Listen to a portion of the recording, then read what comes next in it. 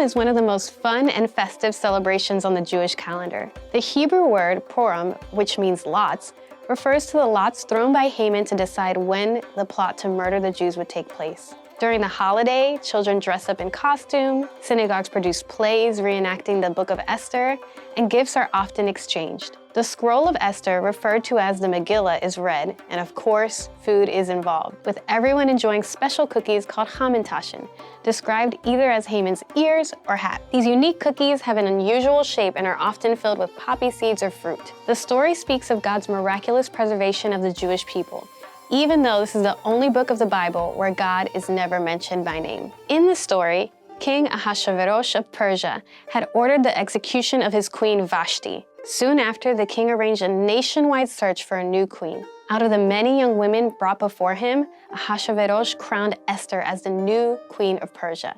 Esther, whose real name was Hadassah, was a young Jewish woman, the cousin of Mordecai, the Torah sage. One day, the king's advisor, Haman, convinced the king to execute all the Jewish people in the kingdom. Hearing of Haman's wicked plan, Mordecai asked Esther to intercede before the king. Initially, Esther was afraid because the penalty for appearing before the king without an invitation was death. But Mordecai reminded her of God's sovereign plan for her life and for Israel's protection when he said, "And who knows whether you have not attained royalty for such a time as this." Esther chapter 4, verse 14. Esther agreed to go before the king and called for her people to fast for 3 full days. In her famous words, "And thus I will go into the king, which is not according to the law, and if I perish, I perish." Esther chapter 4:16. Queen Esther invited King Ahasuerus to a banquet, and there she told him of Haman's wish to exterminate her people. Enraged, the king had Haman hanged on the gallows he had built himself, that was originally intended for Mordecai. Thereafter, a royal edict was issued authorizing the Jewish people to defend themselves. In this way, the Jewish people were saved from imminent destruction, and Purim has been celebrated as a reminder of God's provision and victory over Israel's enemies ever since. Hearing this story compels us to consider the most ancient hatred there is, anti-Semitism. As believers today, it is worth looking at the development of Haman's hatred for the Jewish people.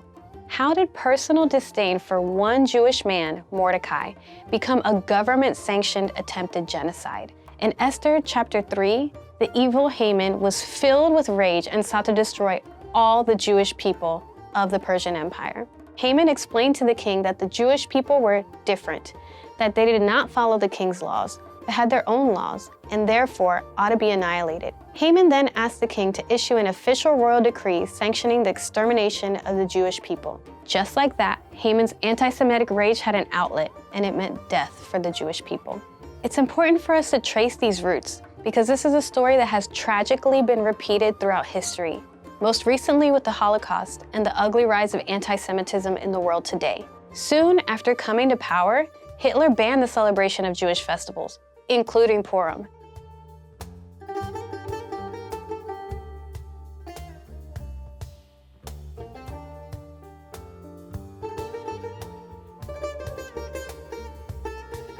In a speech delivered the day after Kristallnacht in November 1938, it was declared that since the Jews killed 75,000 Persians in the days of Esther, the same fate could befall the German people. Therefore, the Jews had to be stopped. 8 years after uttering those words, the speaker, Julius Streicher, was executed on the gallows, like Haman, at the end of the Nuremberg trials. Streicher looked at the audience in the courtroom and yelled, "Purim Fest 1946, as his final claim that the Jews were out to get him.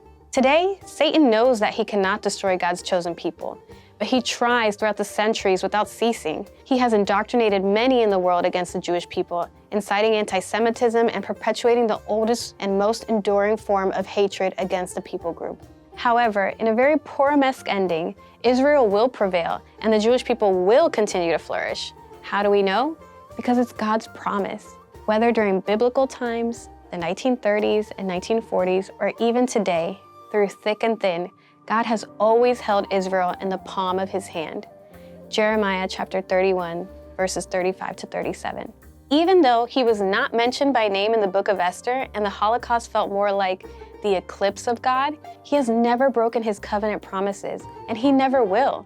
Today, we celebrate Purim with joy and confidence because the God who brought deliverance from the Jewish people in Persia is the same God who keeps his word and preserves his people today. Chag Purim Sameach, a happy and joyous Purim.